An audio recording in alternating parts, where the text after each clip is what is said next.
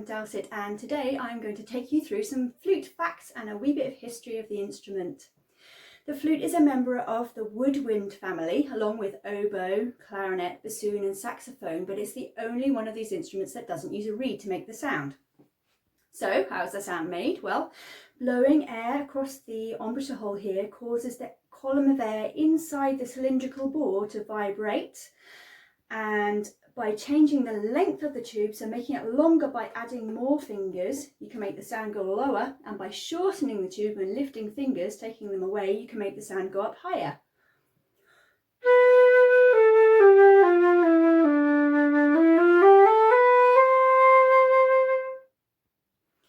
The flute has got a range of 3 octaves from middle C upwards.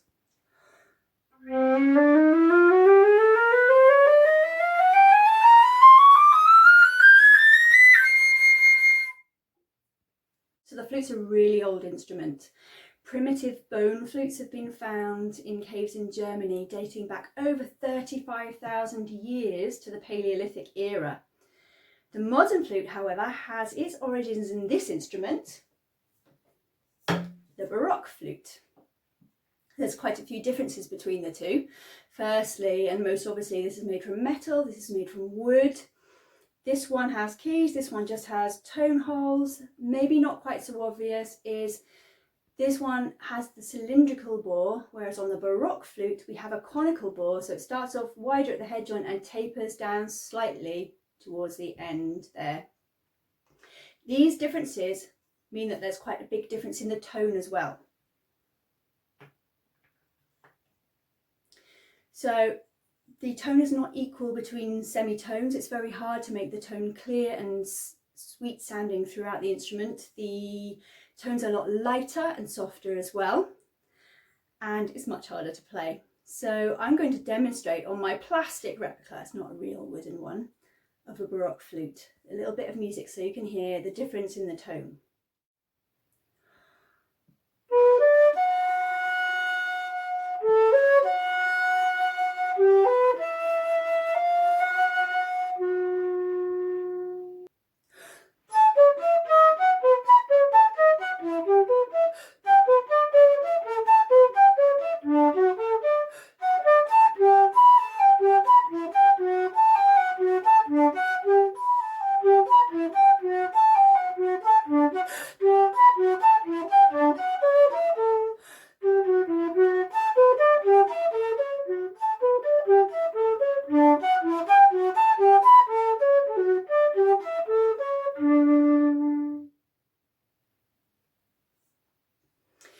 During the 19th century and 18th centuries, instrument makers were experimenting with adding more key work and mechanism to the instrument. Different makers were adding different things. It got very confusing. No flutes were standard across Europe. One maker in one country would make it one way, you'd go to another country, look at a flute in another country, it would be made a completely different way, which meant it was very difficult for players who were maybe moving from one orchestra to another, and the changes in the sound and the build of the instruments. So along came Theobald Boehm, German flute maker, and he decided to standardise the mechanism.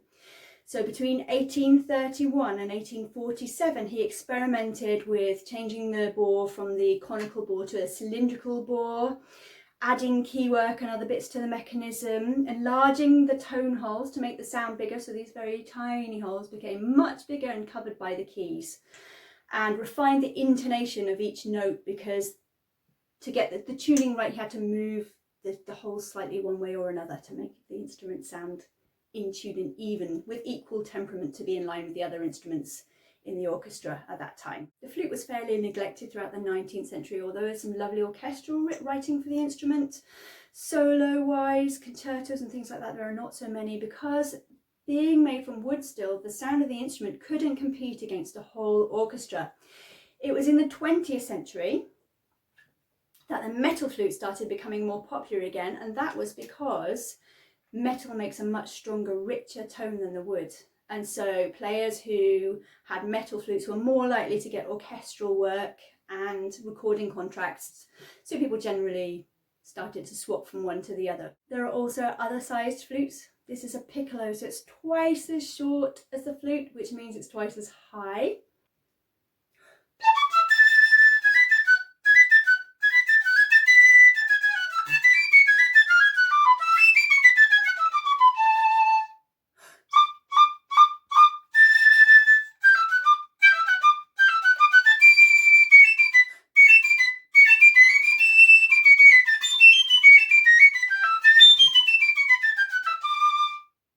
There are also bigger flutes, alto flute, bass flute. Sadly, I don't have one to show you, sorry.